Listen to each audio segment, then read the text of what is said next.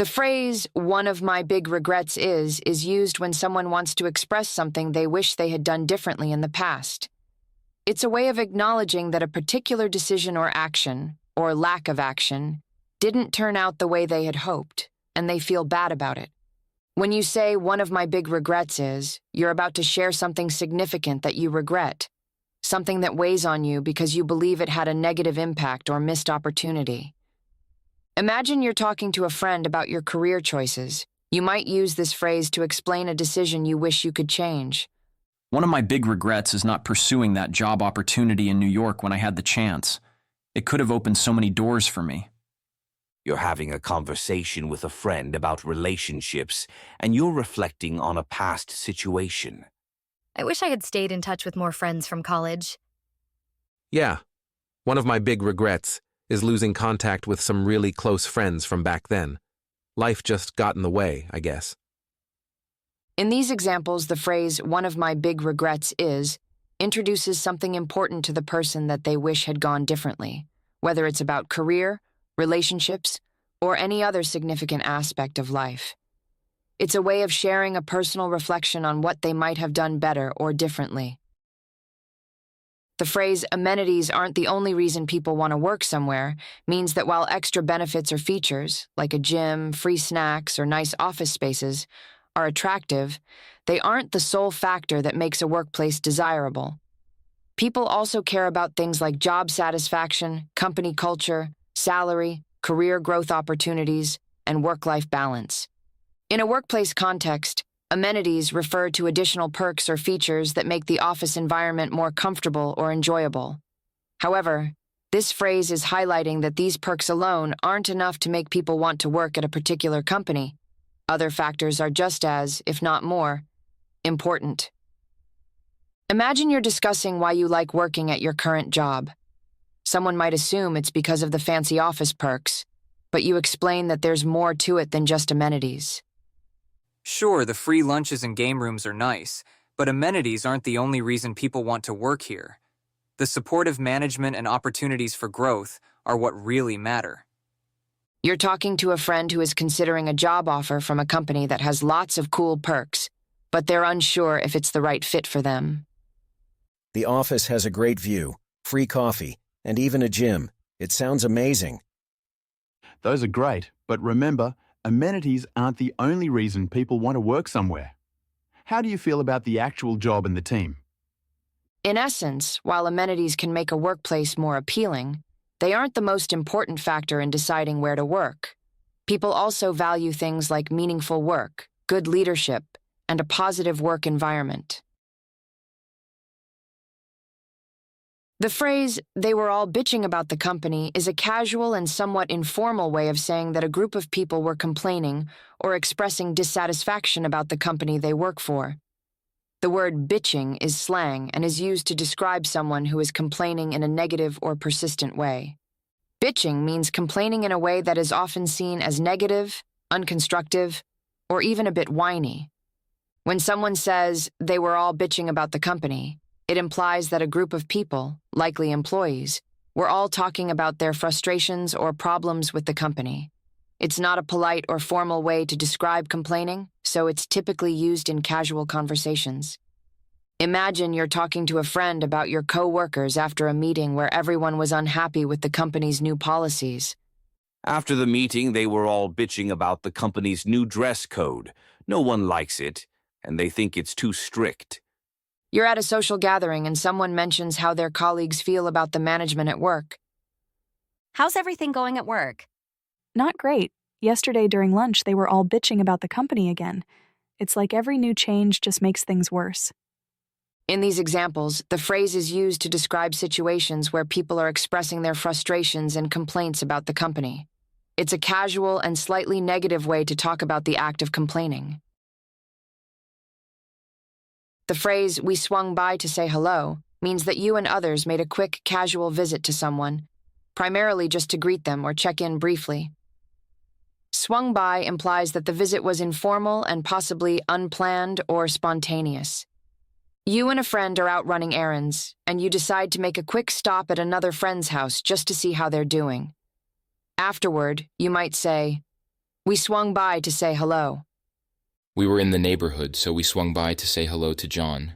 We didn't stay long, just wanted to check in. Imagine you're visiting a city where an old acquaintance lives. You don't have much time, but you decide to visit them quickly before heading to your next destination. You might tell someone later. We swung by to say hello before catching our flight. Before leaving town, we swung by to say hello to my old professor. It was nice to catch up, even if it was just for a few minutes. How was your afternoon? Pretty good. We swung by to say hello to Aunt Claire since we were nearby.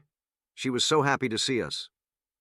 This phrase is commonly used to describe short, friendly visits where the main purpose is just to greet someone or let them know you were thinking of them.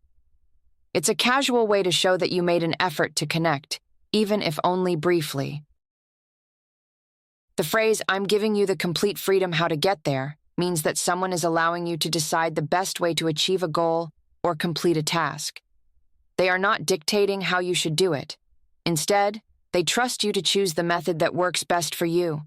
The focus is on the outcome, and you have the flexibility to decide the process. You're at work and your boss gives you a project to complete but doesn't tell you exactly how to do it. They might say, "I need this done by Friday, but I'm giving you the complete freedom how to get there," meaning they trust you to decide how to approach the project. You have a lot of experience with this, so I'm giving you the complete freedom how to get there. Just make sure it's finished on time. Imagine you're planning a trip with friends.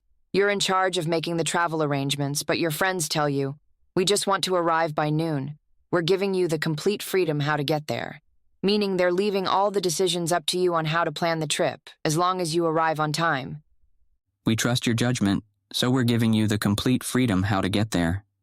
Just let us know the plan when you're done. How do you want me to handle this new client project? I'm giving you the complete freedom how to get there. Just make sure the client is happy and the work is top quality. This phrase is about trust and autonomy. It shows that the person giving you the task believes in your ability to make the right decisions and wants you to feel empowered to choose the best way to accomplish the goal. It's a way of saying, "I trust you to figure it out." The phrase, "you can hold each other accountable," means that you and another person or a group of people can rely on each other to ensure that everyone is fulfilling their responsibilities, commitments, or goals. It's about making sure that everyone does what they've promised or agreed to do and being open to receiving feedback or reminders from others if you don't. You're working on a group project and you want to make sure everyone stays on track. You might say, "Let's create a schedule so we can hold each other accountable," meaning that by having a plan, you can all check in and make sure everyone is doing their part. If we set clear goals and timelines, we can hold each other accountable for getting things done. Imagine you and a friend are both trying to get in shape. You could say, "We should work out together so we can hold each other accountable," meaning that by exercising together, you can help each other stay motivated and on track with your fitness goals. Having a workout buddy is great because you can hold each other accountable, and it makes it harder to skip a session. I've been having trouble sticking to my study schedule lately. Why don't we study together? That way we can hold each other accountable and make sure we both stay on track. This phrase is often used in contexts where teamwork, collaboration, or mutual support is important. It emphasizes the idea that by checking in with each other and being honest about progress, everyone involved can stay focused and committed to their goals or responsibilities. The phrase, "it has to come from how you genuinely are," means that something should be authentic and true to who you really are as a person. It emphasizes that actions, words, or behaviors should be based on your true self, not something fake or forced.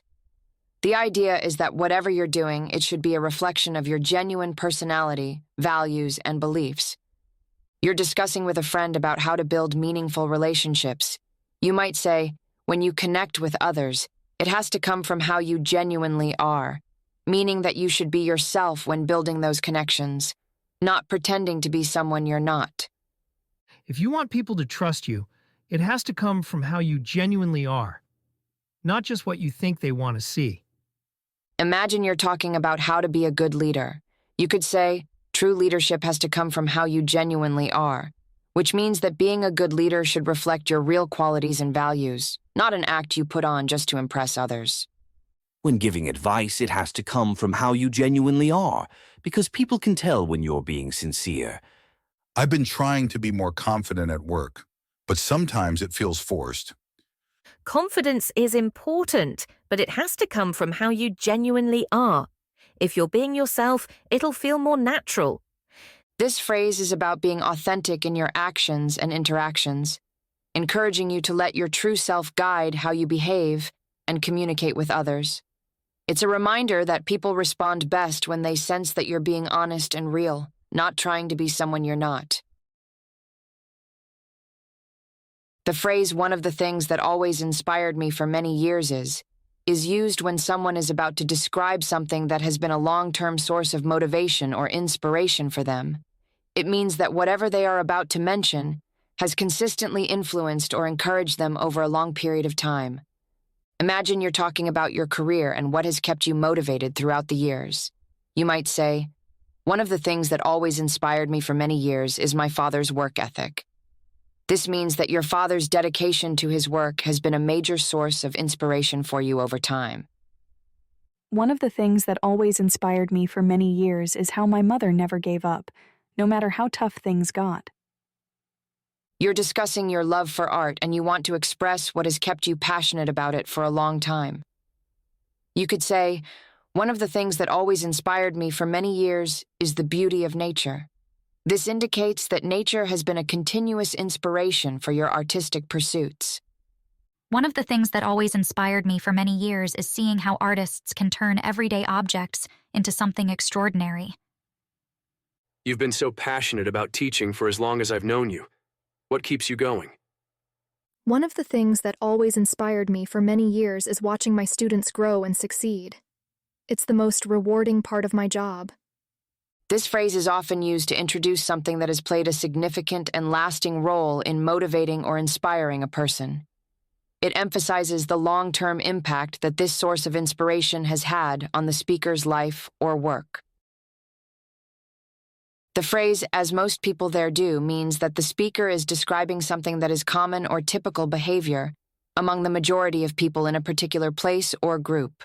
It implies that whatever is being talked about is something that most people in that situation also do. Imagine you're talking about your experience at a new job, where you notice that most of your coworkers have a certain habit, like bringing lunch from home.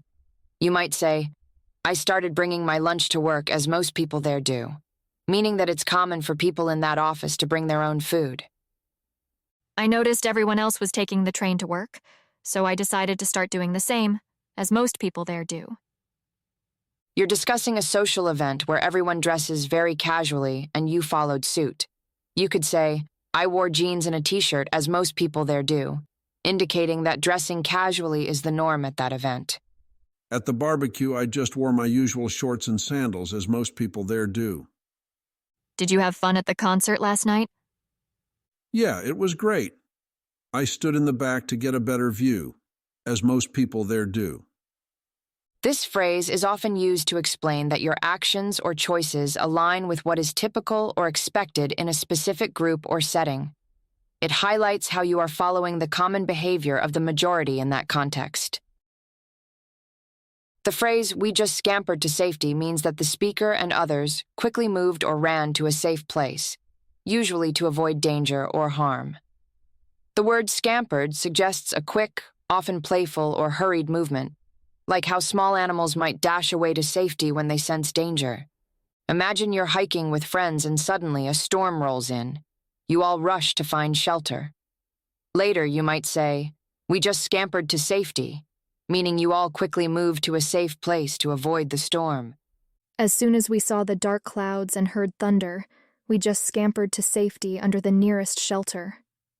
You're at a picnic, and a group of people suddenly notices a beehive nearby. Everyone quickly moves away to avoid getting stung.